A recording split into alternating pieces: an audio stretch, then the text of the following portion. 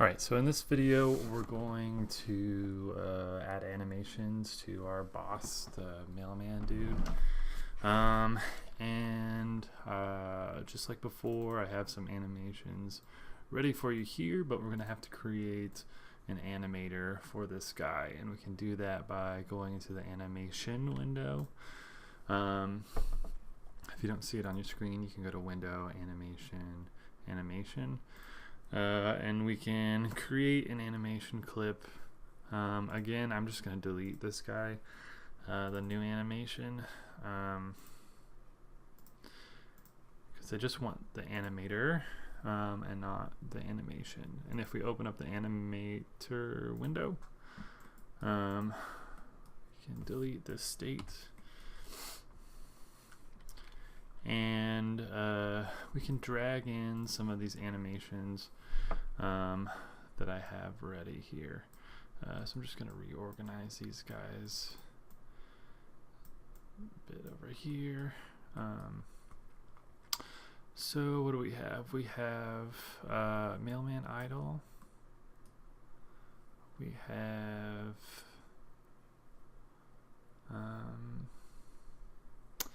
Hat Suck Up and Hat Spit Out. I'll explain what these are in a bit. And then we have the Projectile Attack. Is that it? Oh, and Hat Spin.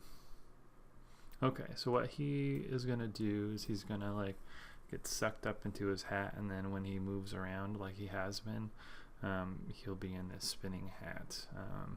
Just kind of akin to like in Zelda bosses where they warp around in a little glowy ball or something like that.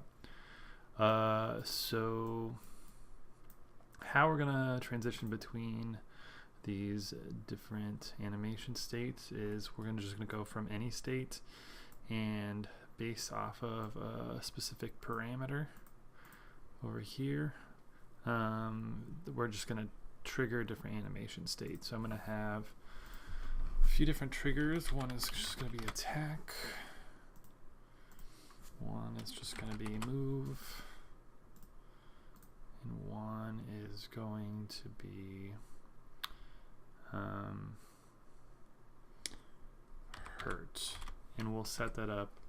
In the next video we'll start doing combat, and but we'll set it up in this video that we will trigger him getting hurt. And so I believe that animation is just called hurt. I should have been more informative with my animation names, but too late now. Okay, so when he moves around, we can, since we have these animation states, we can see what they look like here. So Mailman Idle, he just has like this kind of a laugh animation. Projectile Attack, he like, we're gonna make him procure a little projectile. Hurt looks like that. He gets sucked up and spit out, and this is what it'll look like when it moves around. So we can start setting up what we want here. So when he attacks, we want we're gonna go from movement into the attack, so we can have him spit out and then do the projectile attack. And whenever he moves, he's going to get sucked up and then do the spin. This idle animation will only happen after his attack, and then we'll trigger him getting hurt whenever he gets hurt. So, excuse me. We'll line it up kind of like this, and then we'll just make transitions into each of these based off of the different parameters. So when he moves, we're going to trigger this by move, and then I just zero out the transition duration. This one we trigger it by attack, hurt. And then this one we're triggering that by attack. And both of these just zeroing out the transition there. After he gets sucked up, after that animation is over, he's just going to go into the spin animation. So I'm just going to have an exit time in this transition, if you click and highlight, of 1 with no transition, and make sure to leave has exit time. Same with the spit out over here. We're going to do 1, no transition, and make sure to leave has exit time. Same for this guy here. 1, 0, has exit time. We can, since we don't have any transition, we can click or unclick the fixed duration. It doesn't really matter. Now in our code, we can trigger each of these animation states. So, oops. Yeah, here. Zoom back in.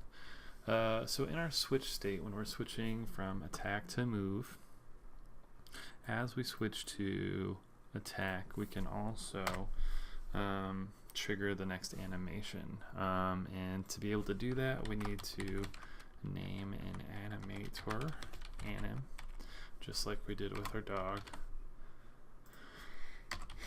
And let the script know what anim actually means. So anim is get component, the animator that's attached to the game object, the same game object that this script is attached to.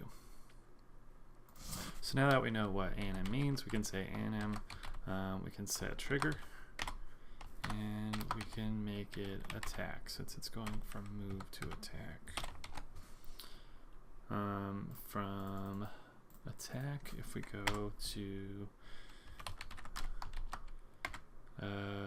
from attack to move, we can set trigger and move instead.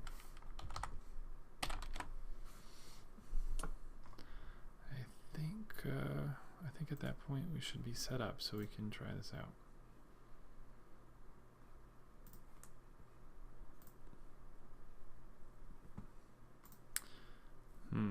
Something's off. We set a default state, so I'm going to set, and that's the idle one. I'm going to set the default state to, since he moves before he does anything, to this hat suck up thing.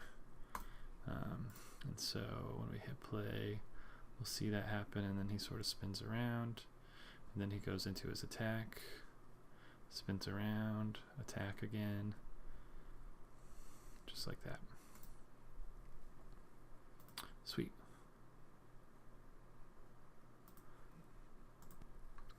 I guess I'll keep this video short, and then we can go on to the combat in the next video.